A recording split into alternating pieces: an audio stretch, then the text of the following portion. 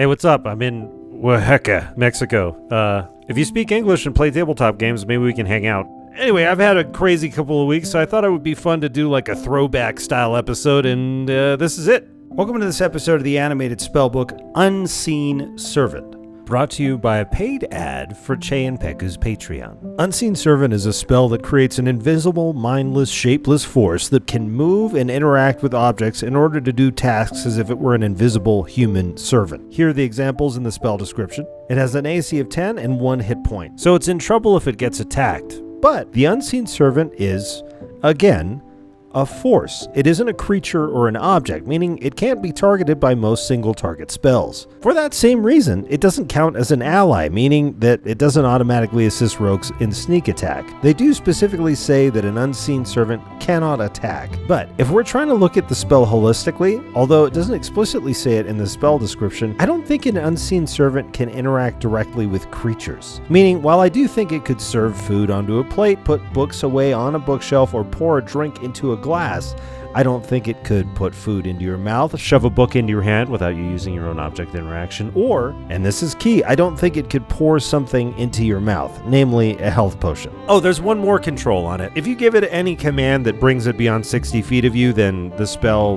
uncasts itself and the servant disappears. The reason there are such stringent controls on Unseen Servant, I think, is that it's a non-concentration ritual, which creates something in the world which lasts for an hour. So for no spell slots, you could create 5 Unseen Servants in 50 minutes and spend the last 10 giving orders to them. Or you could create 6, but then by the time you got around to commanding them to do anything useful, the first one would expire. It takes a bonus action to command an Unseen Servant to move up to 15 feet and interact with an object. I think out of combat, you can give them more broad orders and they'll just sort of slowly carry those out over a longer period of time. Whereas in combat, I think you have to be much more specific with the 15 feet of movement and up to 1 object interaction every turn.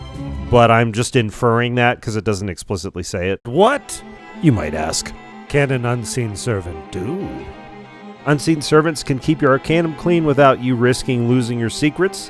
They can also be cast through open windows or barred doors to accomplish tasks on the other side, such as poisoning the wine, unlocking a door, setting fires, etc. It can make a ton of distracting noise to redirect guards' attention if you're trying to break in somewhere.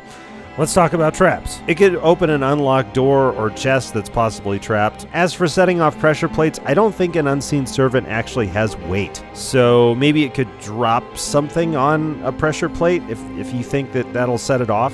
But I think a lot of times trying to use Unseen Servant to set traps off in front of you is just going to give you a false sense of security for when the glyph of warding that detects creatures goes off and hurts you anyway. In lore uses, I feel like rich people might have an Unseen Servant ritual caster on staff. That just makes sense. Especially if they carry out very secretive business, right? Unseen Servants could also be used to do stuff that would normally be a kind of biohazard, working with the sick or with sewage, that sort of thing. Now, there's an argument to be made that they could scout ahead for you and ring a bell or show a little green paddle if the coast is clear. But also, in the description, the Unseen Servant is listed as a mindless force, so I don't know if it can perceive creatures, really. Although it does list fetching things as one of the things it can do explicitly, and doesn't specify that it can only fetch things within the sight of a caster, which to me implies that it has some level of maybe not autonomy or the ability to distinguish what things are to accomplish tasks on its own. I mean, there are so many questions as to what the limit of what it can do and can't do is. Honestly, though, if somebody tries to use an Unseen Servant in battle to do anything even remotely useful, I think they're going to be fighting an uphill battle. Maybe an Unseen Servant could drop an oil flask or a bottle of ether,